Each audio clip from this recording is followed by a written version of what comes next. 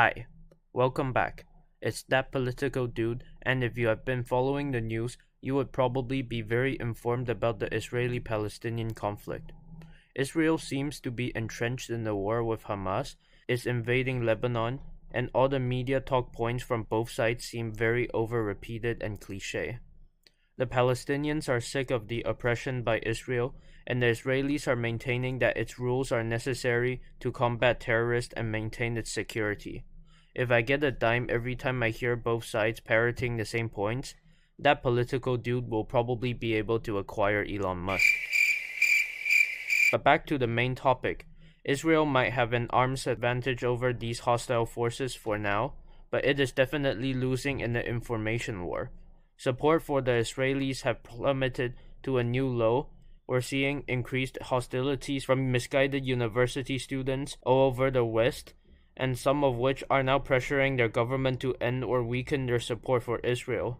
And even worse, potential Israeli sympathizers in the Arab world is in decline, and as the conflict drags on, the dream of peace in the Middle East seems more and more like a fairy tale. Of course, I believe in the two-state solution. I want the conflict to end, and I have many criticisms of the Israeli government, but I couldn't just stand here and watch Israel get bashed on. It's time Israel ups its information warfare and tell the international community its side of the story. Al Jazeera is one of the worst news sources, being the most prolific anti-Israel parrot machine, and yet it is loved by Western media and is funded by the state of Qatar. Yet Israel does not have an effective media strategy, and it just ignores the rest of the world and allows irresponsible, lazy, or even worse, malicious journalists to continue building the narrative.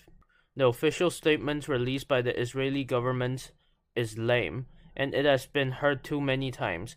Instead of cowering to the "they don't know about us" mentality, Israel needs to have the international community see from their perspective.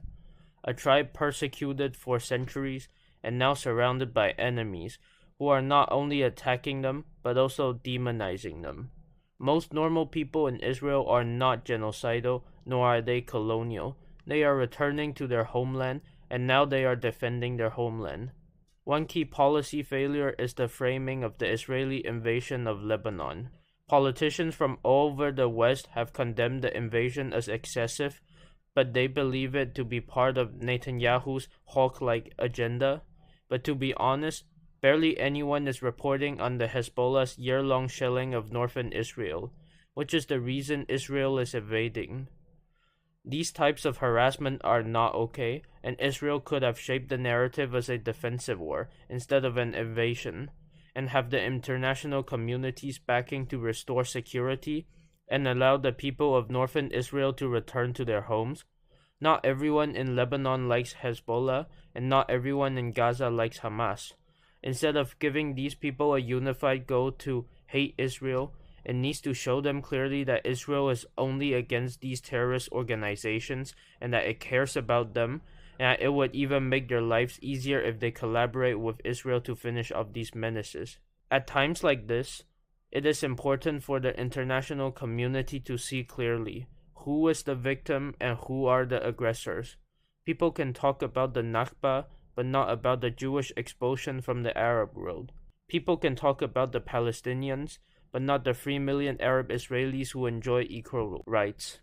Israel needs as much international backing as possible. The firing of Eilon Levy was a poor choice. Israel needs sharp, sensational, and thought-provoking people who are willing to go on the CNN, BBC, and Deutsche Welle and engage with respected international journalists. And sometimes, all we need is just to remind people that there is always a second side to a story. And people just needed to be reminded that the world isn't all black and white. Subscribe, stay alert, and I'll catch you in the next one.